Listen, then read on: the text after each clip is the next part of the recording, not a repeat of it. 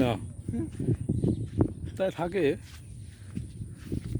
কত সুন্দর দৃশ্য দেন। আসছে তা কবিরাজ ভিডিও বানাই আগানে বাগানে। এই যে কত সুন্দর লোকেশন, চারিদিকে মনে কর আকাশ, আকাশ মনে কর পুরো মনে আছে মাটিতে মিশে যাচ্ছে। দেখ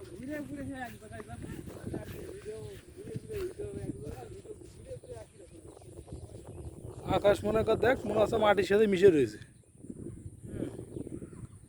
চারিপাশে।